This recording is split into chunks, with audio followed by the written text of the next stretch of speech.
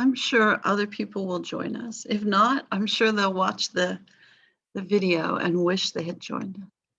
It's like either I have birds close by or one of you had a bird noise. It's probably me, huh? All right, so here we are, the Thursday before spring break.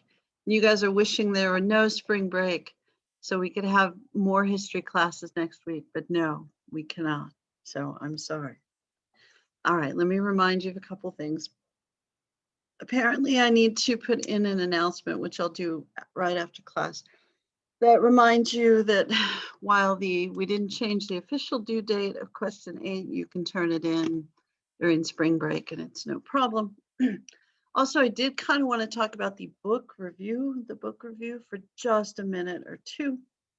So here's a thought about the book review. A lot of times students start to read their book for the book review during spring break because they're starting to think like, hey, we're about halfway done. Might need those extra points, even though I didn't think I was going to. And of course, if you want to get an A, you have to do the book review.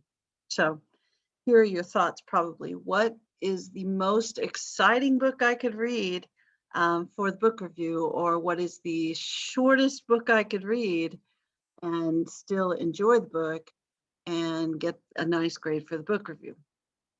I would always advise you to try to read something that would be interesting to you. So if there's a person or an event in US history that's pre-Civil War and you are interested in that event, you should absolutely find a book about that event. Now, your book review has the big long book list, so you can look and pick something from the enormous book list, or you can just send me the name of the book you want to read and the title, and then I'll just say yes or no. I think there've been a couple people that have sent suggestions, and I've mostly said yes, and one of them I said maybe. Yeah, I don't know if maybe's the right answer, but if I tell you maybe, I'm probably telling you you can do it, but it's not gonna be easy. We'll just go with that. Usually it's a book that's not terribly historical, so that sort of thing.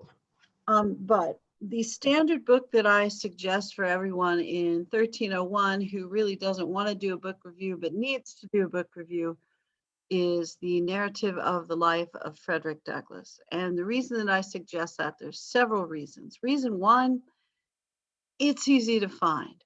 Reason two, it's Frederick Douglass. Yeah, you know Frederick Douglass, or if you don't, you need to know Frederick Douglass. Frederick Douglass is a runaway slave.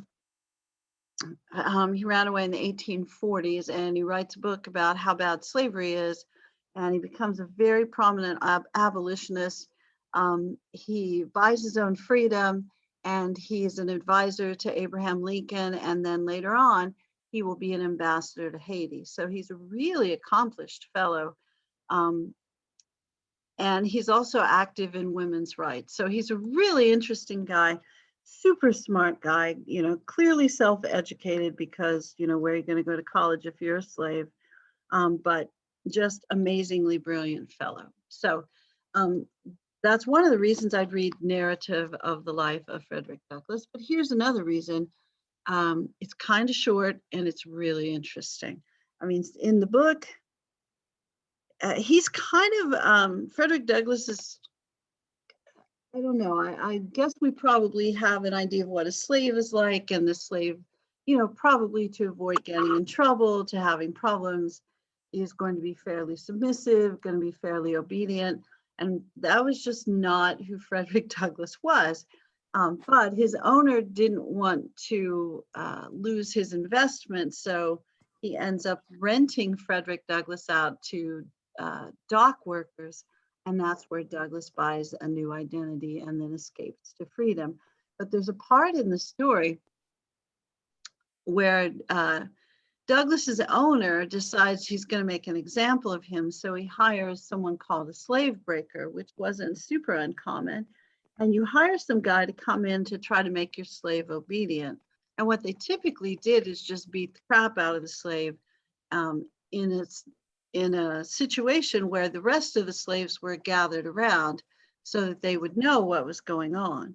So they the way that this worked, essentially, they hired a slave breaker. They locked Frederick Douglass and this pretty big guy in a barn, and then you could hear that they were fighting, that you could hear people getting punched. And then when the fighting stopped, they unlocked the barn, and then the slave breaker is supposed to walk out, and then people are supposed to gather around and, pick up the bruised and bleeding slave and go take him to the slave quarters and take care of him. And that's supposed to be the message, don't be disobedient.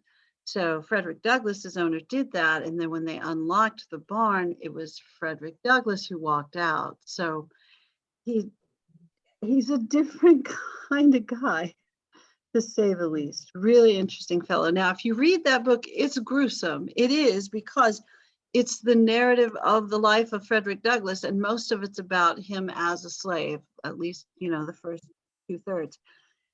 And there's several reasons he wrote the book, but one of the reasons he wrote the book is that people talked about slavery in that era, especially Southern people, as a benevolent institution. Slavery's good for African Americans, because if they hadn't become slaves, they'd still be in Africa, and that's a lost continent, and it's not well developed. They wouldn't have learned about Christianity.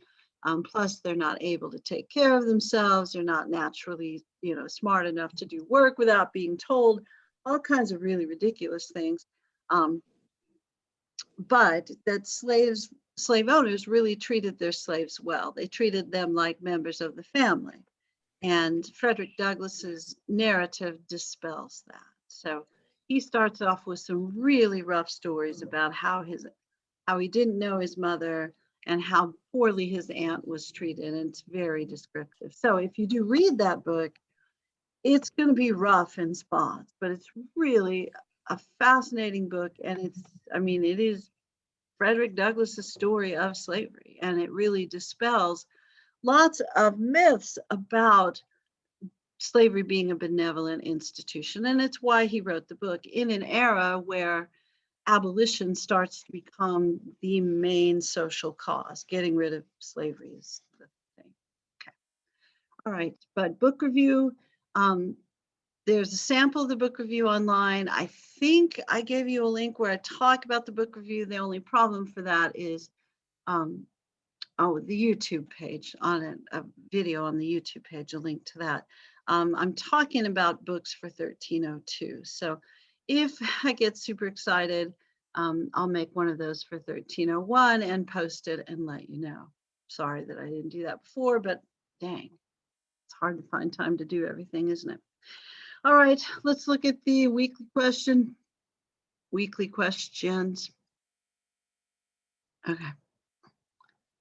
So weekly questions, the last remaining ones for you, hopefully, are how did the framers of the Constitution balance the competing claims of local self-government, sectional interest, and national authority? And we talked about that last time. If you're talking about this, be sure to talk about federalism, separation of powers, checks and balances. There's other things too, but be sure and mention those, because those really directly answer the question, about balancing competing claims of local, sectional interest and national authority.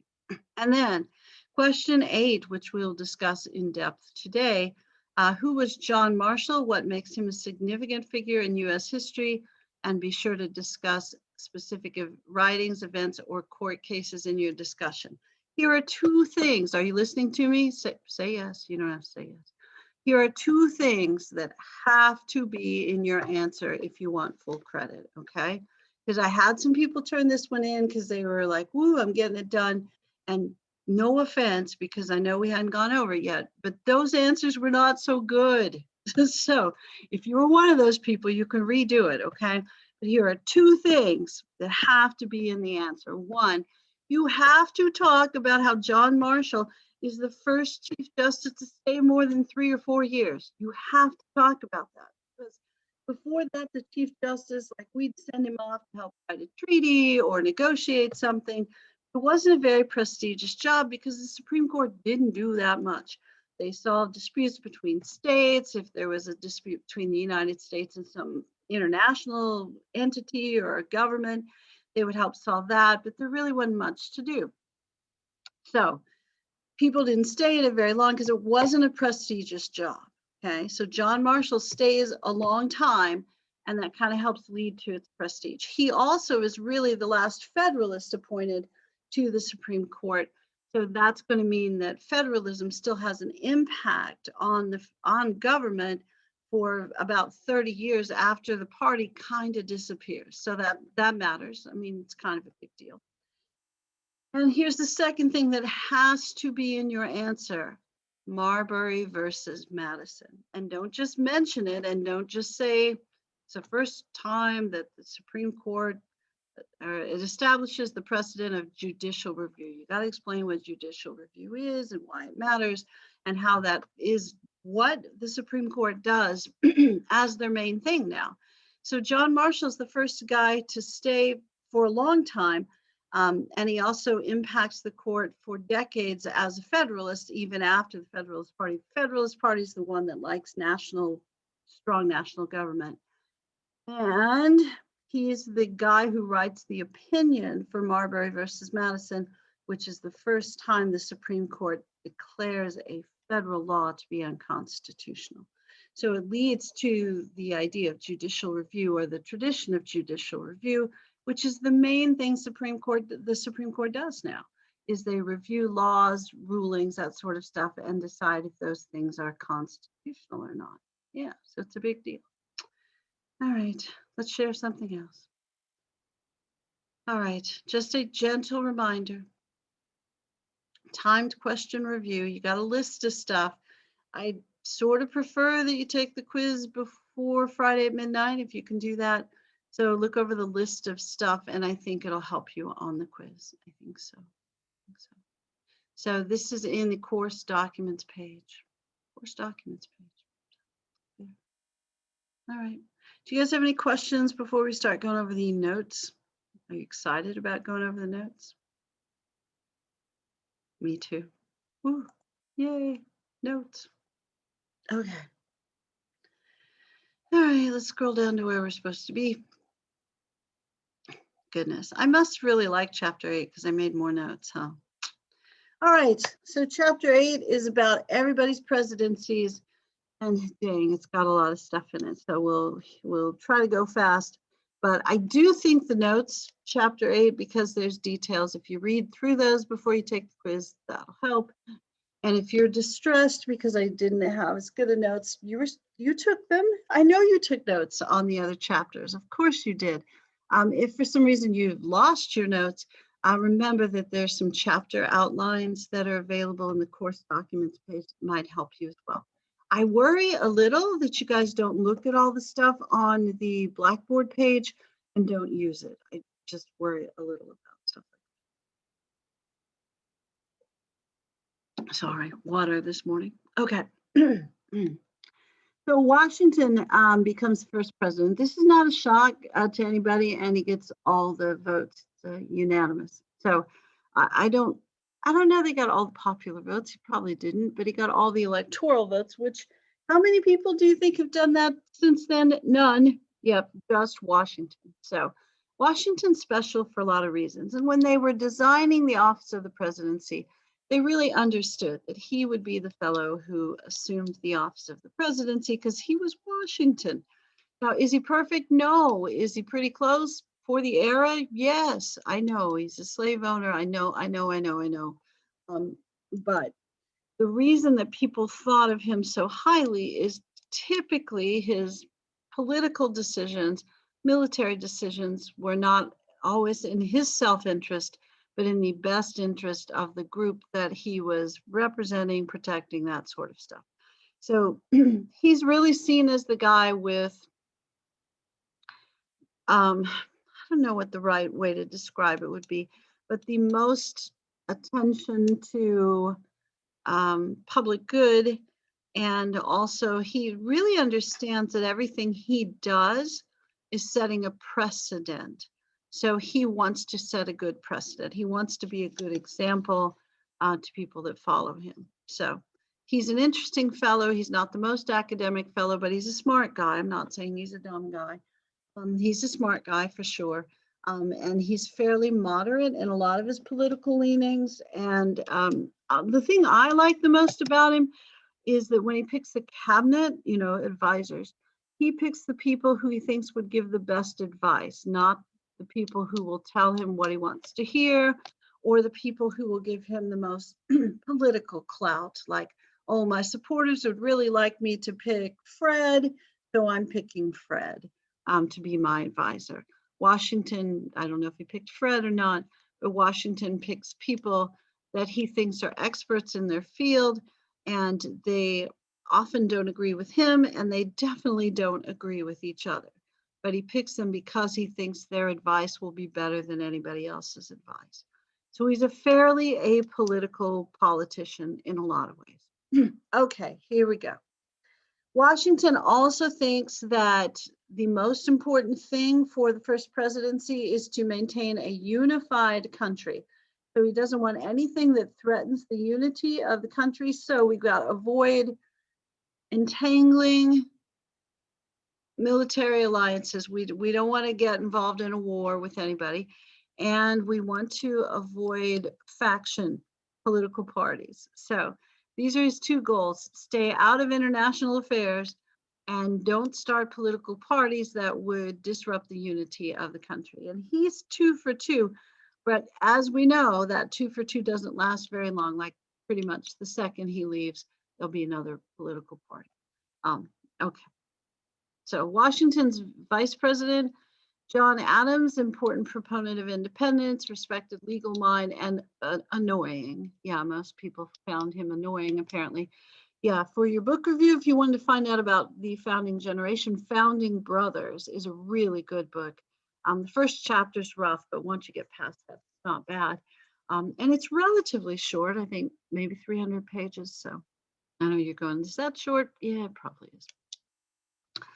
All right, Washington does a really good job of picking advisors who are definitely not yes men. Alexander Hamilton, who gets a musical later on, but Secretary of the Treasury. And if you've seen the musical, I saw it once last summer on Disney Plus, because my brother, whose wife babysits the grandkids all the time, has Disney Plus. And I said, oh, Hamilton's on, can I watch it? And he goes, sure. And they didn't enjoy it at all because they don't like history. What's wrong with them? And they don't like musicals. So it was 0 for 2 for them. But if you watch the musical, you notice that Hamilton and Washington are pretty close buddies. Hamilton was his aide de camp, his assistant during the Revolutionary War. So they definitely had an unusual relationship and trusted each other quite a bit. And Hamilton's really geared toward the Treasury. He's all about money. He lives in New York. He's not a farmer, so different kind of guy as far as the economy. Thomas Jefferson, Secretary of State. Henry Knox, Secretary of War. Oh, I'm so sorry for the yawn. And Edmund Randolph was the Attorney General. One of the important things, and I believe there's a quiz question about it, Hamilton's 5-part Treasury plan. So things that you want to remember about the Treasury plan is that he wants to do more than one thing. And he also wants to establish the United States as a manufacturing nation and a nation with a strong central bank. Not everyone agrees with him. That's the understatement of the day. But he is successful at creating the national bank, which is sometimes referred to in the literature as the BUS, the Bank of the United States. So if you're ever reading a history document or history, I don't know, lecture or something like that, and it talks about the BUS with BUS capitalized, it's the Bank of the United States. So Hamilton wants to create this, and he wants to create one that's modeled after the English National Bank. And people think that that might lead to tyranny. They see the United States as a nation of small farmers, especially Jefferson and Madison see that. And traditionally, people's wealth is tied up in land. So having a bank isn't necessarily going to help people get land. It's going to skew the financial interest toward business, toward stocks and finance and that kind of stuff, stock in in the 18th century, 18th, 19th century sort of way, not in a modern way. But they really wanted people to be independent small farmers, almost all the other founding fathers. So they weren't so sure that the Bank of the United States was a good idea. So Washington listens to Hamilton, and then the Jefferson-Madison tag team, which is pretty typical, argue why it's a good idea, why it's a bad idea, and Washington ends up siding with Hamilton, which is very distressing to Jefferson and Madison, and that's kind of how that relationship goes. And if you know how things end for Alexander Hamilton, he does have a really keen ability to annoy people, to the point of someone shooting him, not saying that that was legitimate and earned. I'm sure it wasn't, but he was annoying, apparently. Okay. So Hamilton's 5-part Treasury plan was in part to establish an international economic power within the United States and to create some national unity by consolidating state debts and to create a national bank. So maybe review that just a bit before you take the quiz. The one thing he wasn't terribly successful at was part number 5, the imposition of a tariff on imported goods to support the development of US-based factory system. But people who understood business really thought that that was a good idea. But because so many of the founding fathers really thought we should be a republic of small farmers, they did not want to do number 5 because they saw that as, well, they saw number 3 and number 5 as recreating an economic structure in England that led to urban poverty, which it did lead to urban poverty. Maybe not because of that structure, but there was certainly urban poverty in England and France. So that's part of what they're trying to avoid. And we do avoid urban poverty for first 150 years of our history. Yeah. So we're primarily a rural nation for, well, the entire 1301 course. So, yeah. All right. Hamilton's ideas opposed by Madison, Jefferson, the stuff I just said. Westward expansion, land ownership is the key to economic strength and growing autonomy from Great Britain. They thought that being more of a financial power linked us with Great Britain in ways that were not healthy to us.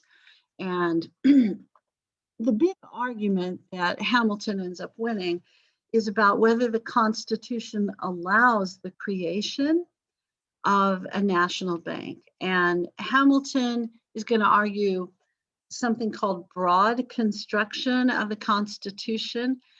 He's going to say that because the Constitution doesn't specifically prohibit the creation of a national bank, therefore it's fine to do it. And it's necessary and proper to have for the successful conduction, is that right? Let me try again. Successful conduct of business for the United States. So it's necessary and proper. Madison and Jefferson are going to argue, no, if the Constitution doesn't give permission, then it's forbidden. So they're going to argue the strict construction or strict interpretation of the Constitution. So if it doesn't say yes, then the answer is no. And Hamilton will say, well, if it doesn't say no, then the answer is yes. When I only taught high school students, I'd always say that Hamilton has the teenager interpretation of the Constitution, and Madison and Jefferson have the parental interpretation of the Constitution, where if it doesn't say yes, then the answer is no. And then the teenage version, the Hamilton version, if it doesn't say no, then the answer is yes. The frustration that Madison and Jefferson had with losing this argument over the creation of the national bank, I think, was twofold. They saw it as moving away from that Republic of Independent Farmers. And two, here's the thing about Hamilton that had to have been annoying. Who wrote the Constitution? Who wrote the thing? That was James Madison, right? Yes, it was James Madison. So Hamilton won an argument over Madison and Jefferson. Madison being the writer of the Constitution, over what the intention of the Constitution was. So Hamilton said the Constitution did allow creation of the national bank, wins the argument over the guy who wrote the Constitution and says it doesn't allow for the creation of the national bank. That's annoying. I mean, yeah, it was annoying. Yeah, there you go, annoying. All right, there's more explanation of strict construction. If it doesn't implicitly allow the action, then it's considered unconstitutional. So if it doesn't say yes, then the answer is no. All right, and more discussion of it, which is probably worth looking at as well. All right, so creation of the national bank, and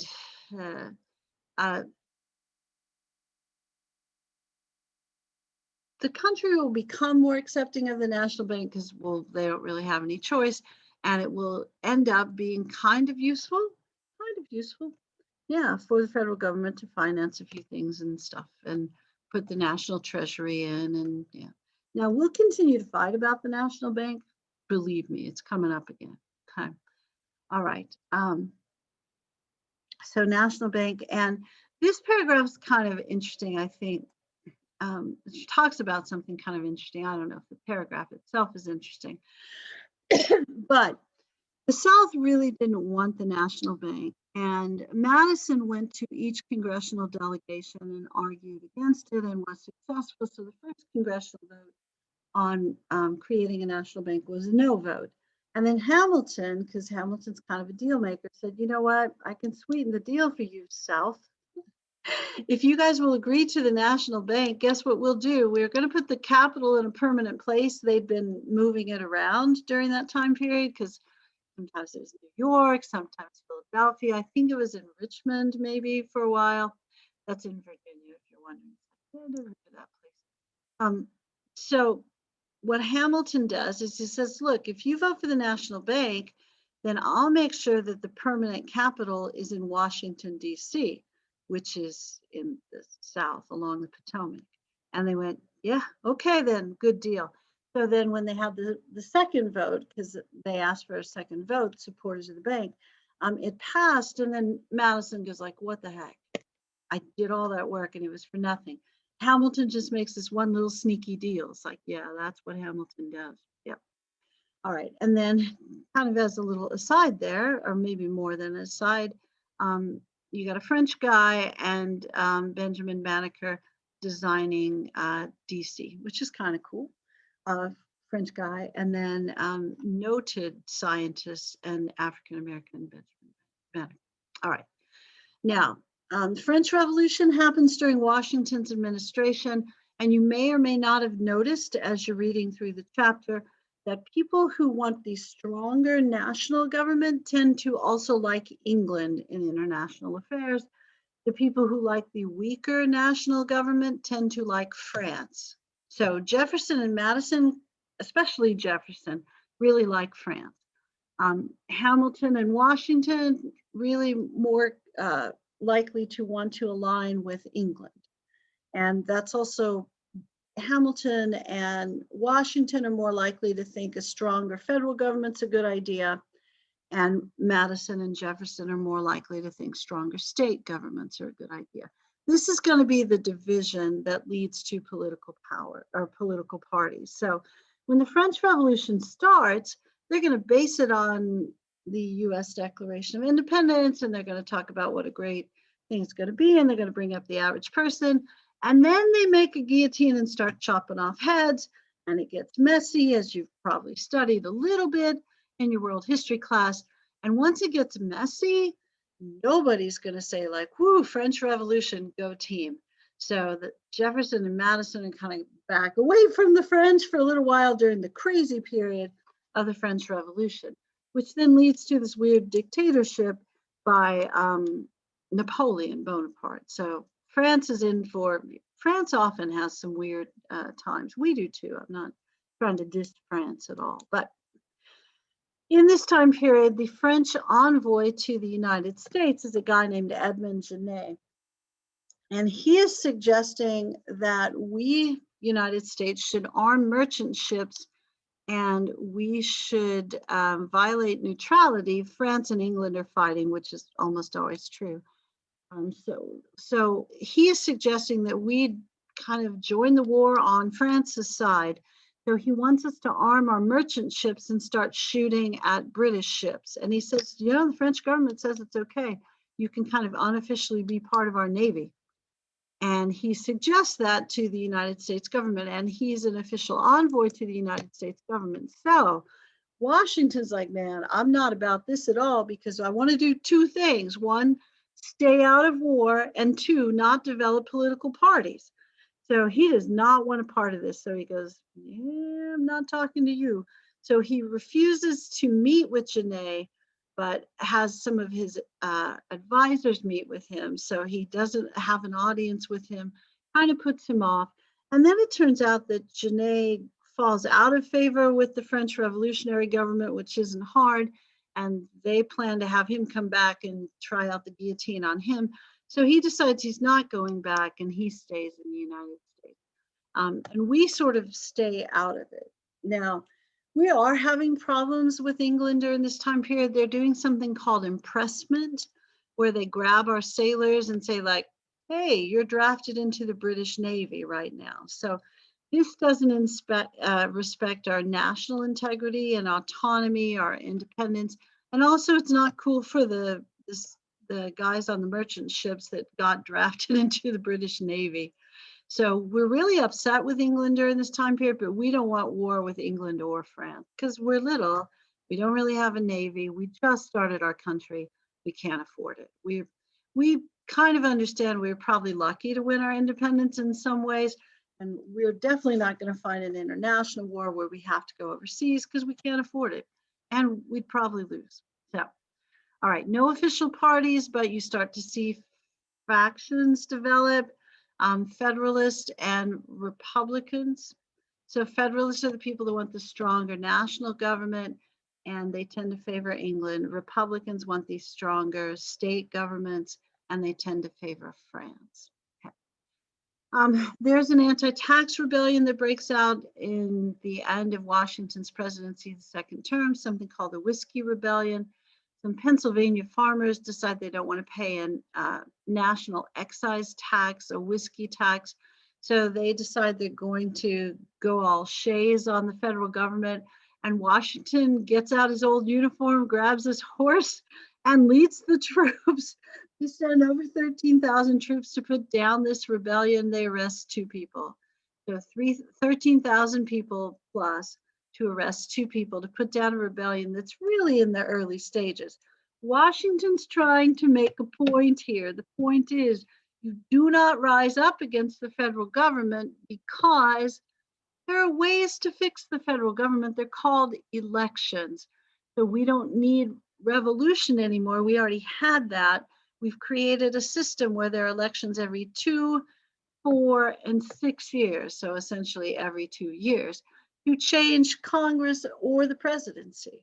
So there's no reason to rise up against your government when you actually have representation in your government.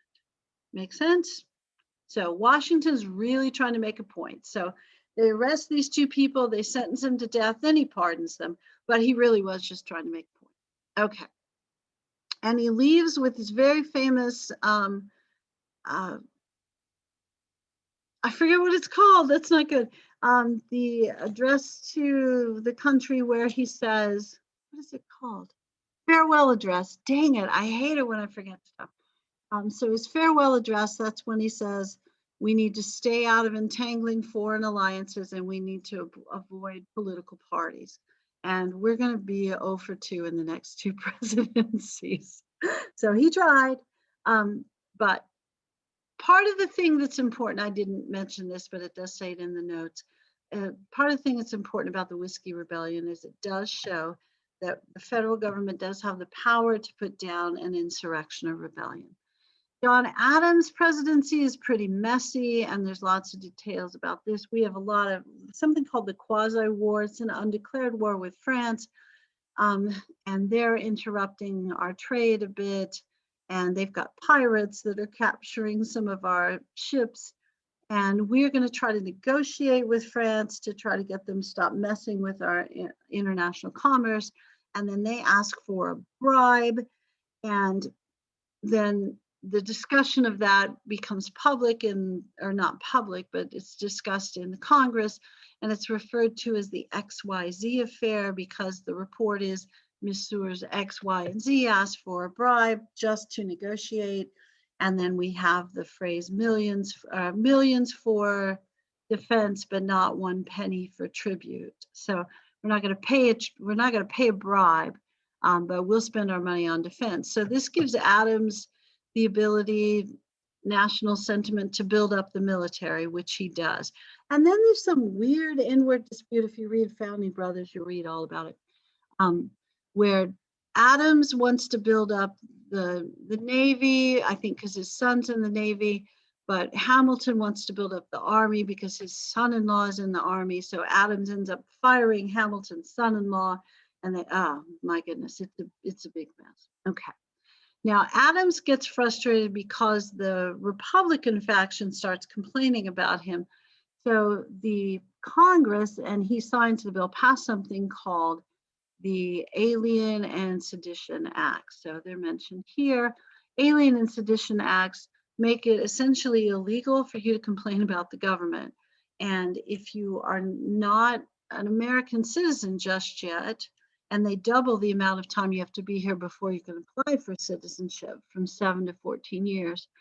And the reason they did this is they figured out that most of the new, the immigrants to the United States were more Republican than they were Federalist. So it's funny to think that you would use immigration policy to help your political party, but it's kind of not a new thing. So Adams decided he would sign the bill that doubled the amount of time you had to be here to become a citizen, and allowed immigrants to be deported if they made negative public speech about the government, which sounds like a violation of the First Amendment. And it sounded like that to Madison and Jefferson, who are really the founders of that other part, the Republican Party. So they write the Kentucky and Virginia resolutions, which essentially argue that states don't have to enforce laws that they think are unconstitutional, which is pretty weird. Yeah.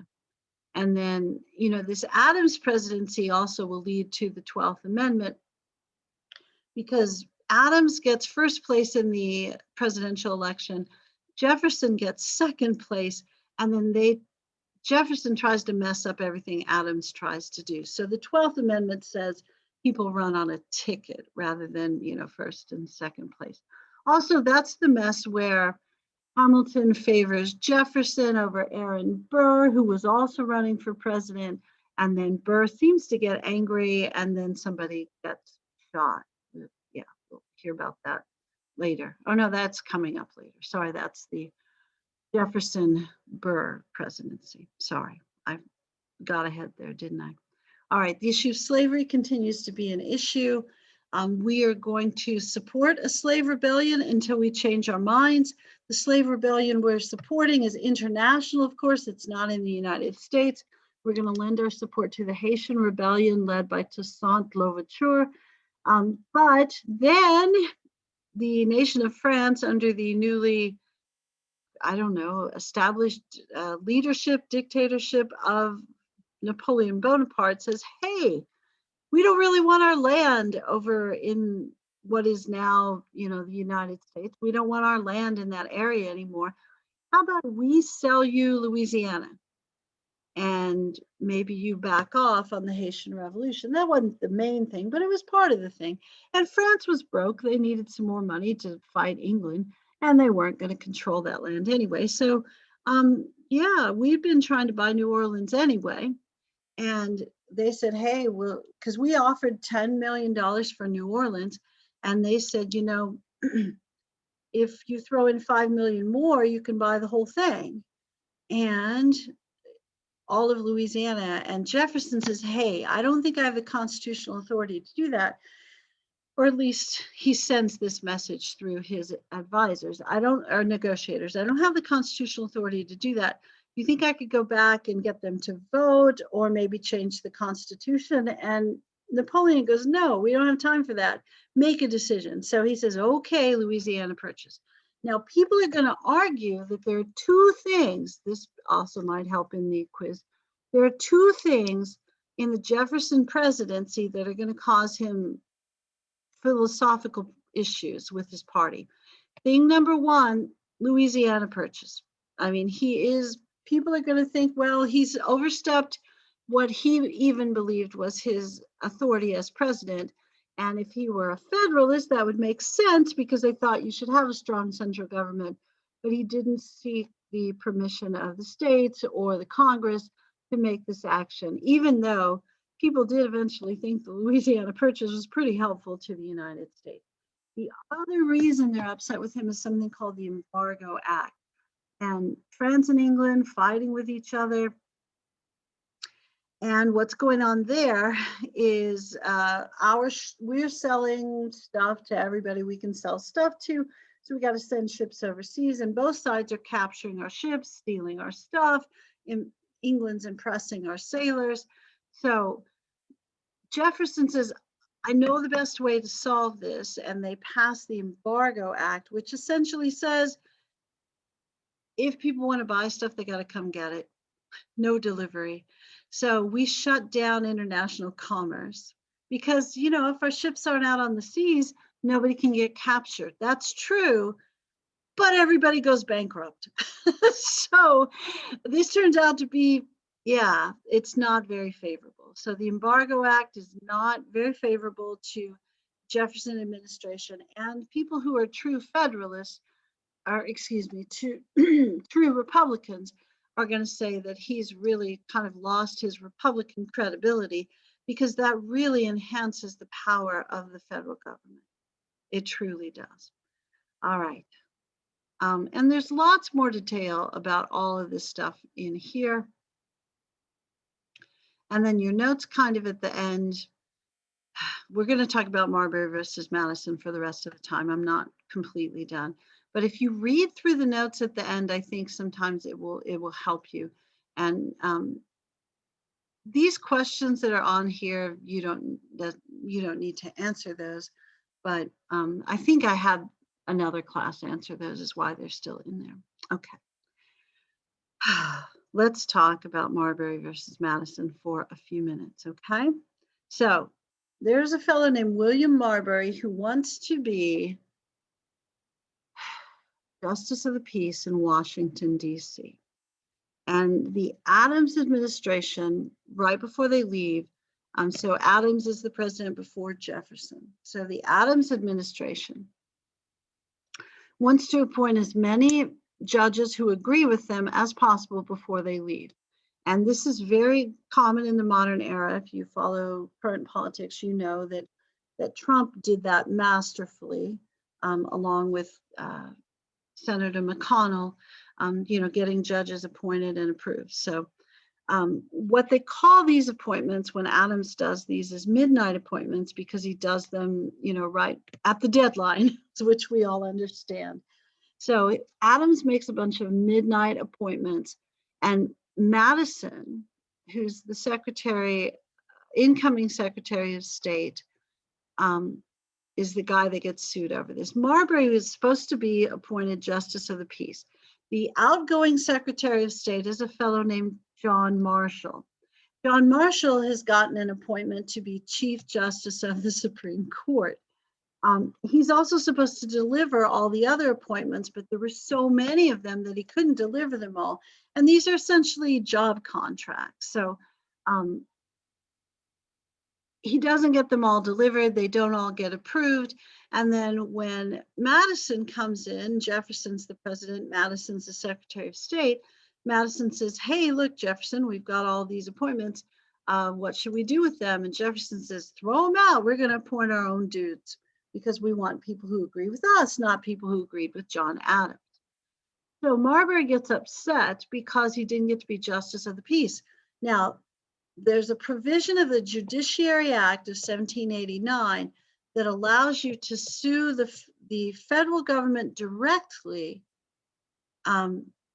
to ask for something called a writ of mandamus, which would allow the court to give a ruling that said Marbury can be, we're going to overturn a executive decision, and Marbury can be Justice of the Peace in Washington, D.C. So what Marbury's asking is for John Marshall, the guy who was supposed to deliver his appointment so he could be Justice of the Peace, who is now the new Supreme Court Chief Justice. He's asking John Marshall, former Secretary of State, the reason he didn't get his job, would you please overrule the Jefferson-Madison decision and allow me to be Chief Justice? Because, this Judiciary Act allows you to do that. So the court looks over that, and John Marshall decides that he can't do it, even though it's his oversight or inability to deliver all of the appointments is the reason that Marbury didn't get the job that he wanted. Here's the reason he says he can't do it. That provision of the Judiciary Act of 1789 gives a legislative ability or executive power, so either the ability to make law or an executive order, to the court, and the court is not constitutionally allowed to do that.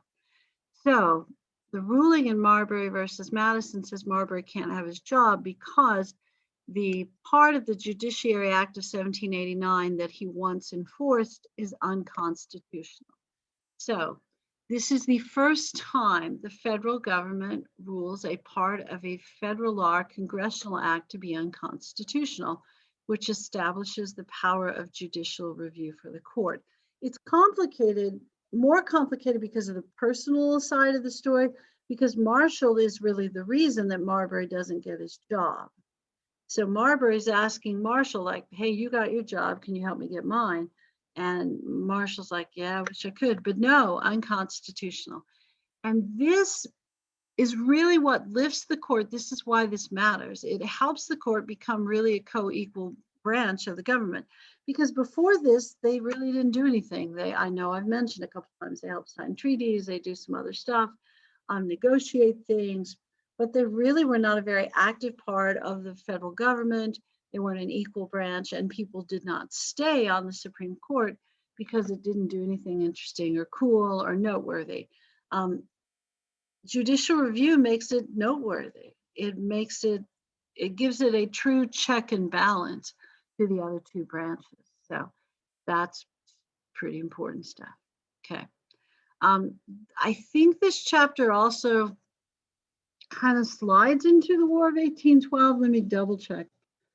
And we're not going to go over the War of 1812 very well, so I apologize about that. I don't think there's very much quiz about the War of 1812. Yeah, there is. It does sort of slide into the War of 1812. War of 1812 happens during Madison's presidency. So Jefferson serves the 2 terms. The noteworthy things, of course, are Marbury versus Madison, and the Embargo Act, and Louisiana Purchase, probably the biggest deal. And then Madison gets his turn at the presidency and gets kind of pushed into this War of 1812. We get pushed into it through impressment. We get tired of the federal, of England and France taking our soldiers and our stuff, that sort of stuff. Now, we're not a world power. I mean, that's an understatement. That's just, we're not a world power in 1812. So we enter an international conflict with 2 major world powers. We're, of course, more on, goodness. I've sort of lost my train of thought there, didn't I? We don't really have the ability to fight this war well, and we're fighting with England on the side of France.